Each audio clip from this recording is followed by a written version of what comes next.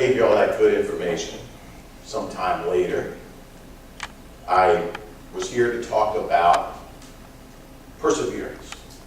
The title of the talk at that time was "It's a Marathon, Not a Race." And I talked about the importance of appreciating the difference between thinking you're going to beat this versus learning to live with it. That's the difference between a race and a marathon. A race, your whole strategy is based on the finish line. You know, a sprinter is out there and they're deciding just when they're going to put that burst of energy in and whoop through the finish line to win the race. But a marathon runner is much more focused on how do they endure, how do they last. And so they look at a lot different type of strategy in the way they conduct a marathon run as opposed to athletes that might be running a race.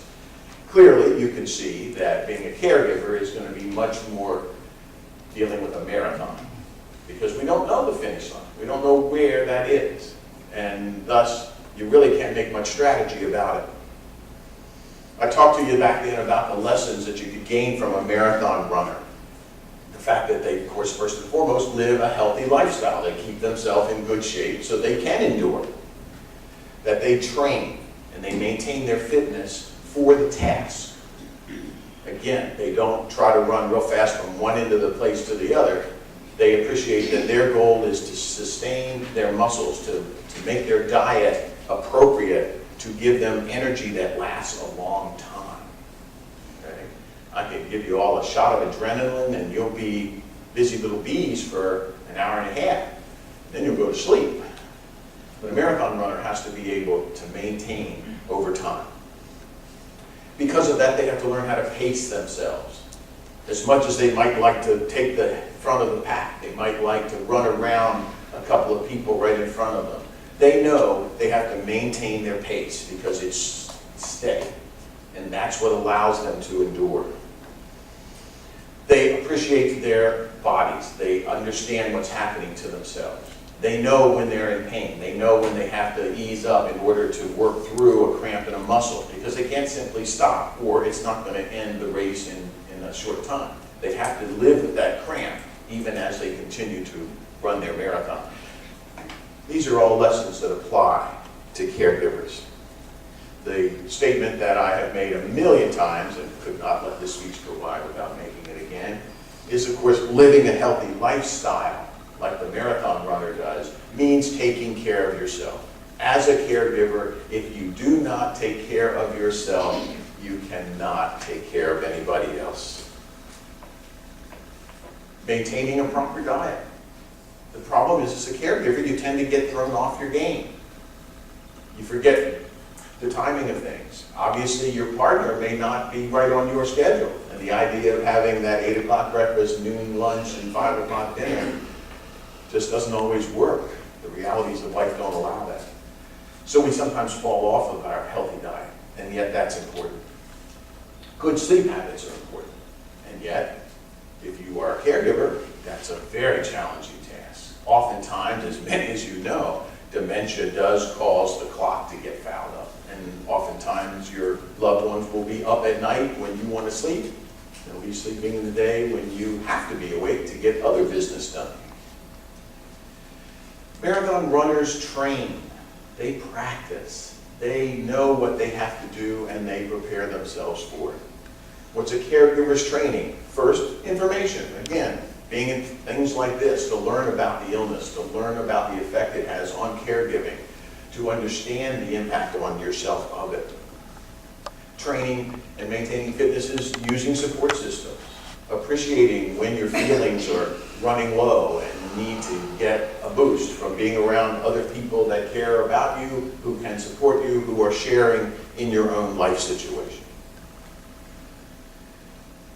Pacing, that important aspect that a marathon runner uses, is good for caregivers. Being able to understand the long-term effects of caregiving. Okay? The data is clear. If you are a stressed caregiver without relief, you're going to have a higher degree of illness, Not that caregiving causes sickness, it's that you don't take care of yourself. You run yourself down. That has an impact on your endocrine system, your immune system, and you are at higher risk of getting ill. We also had data, and I brought this, that was probably back in 2004, 5, or 6, somewhere in there, where fairly substantial study was done through and published in the Journal of the American Medical Association, very, very important magazine. They don't let junk in there, okay? And it showed that stress caregiving reduces life term. In other words, it is a terminal illness in its own kind, okay? So pacing yourself and appreciating the long-term effects of being a caregiver in stress is not good for your health. It's not going to let you finish the marathon very effectively. You know, there's a reason why professional caregivers are able to do it over the long haul. And that's because they only work a single shift, sometimes doubles. They only do what they do, and then they go home to another world. Their needs are met elsewhere. But the caregiver, the spousal caregiver particularly, the family caregiver, you're connected there. You don't get that time off. You don't get to quit because it's 4:30 or 5. You don't get to go home. You're already there. That is stressful, that is demanding, and that ultimately affects your health. And finally, the marathon runner is aware of themselves. They're monitoring their own bodies. I say this every speech.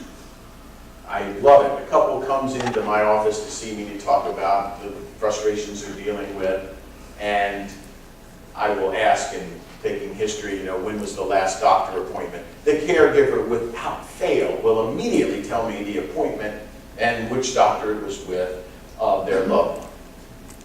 And then I'll turn to the caregiver and say, and when did you last go to the doctor? No, that was a dentist. That's the problem with caregiving, is because you're a caregiver, because you do care, you often will sacrifice yourself. Obviously, some aspects of caregiving require sacrifice, no question. But again, if you're not taking care of yourself, you're not going to be able to take care of other people. Learning when you need a respite. Marathon runners do know when they need to stop. They do need to know when they have to quit. Even if it means they lose the marathon, they understand that they can't damage their body or else they'll not be able to run the next marathon. Caregivers have to learn that lesson too. You have to know when you need a respite. You have to know when it's time to say, I need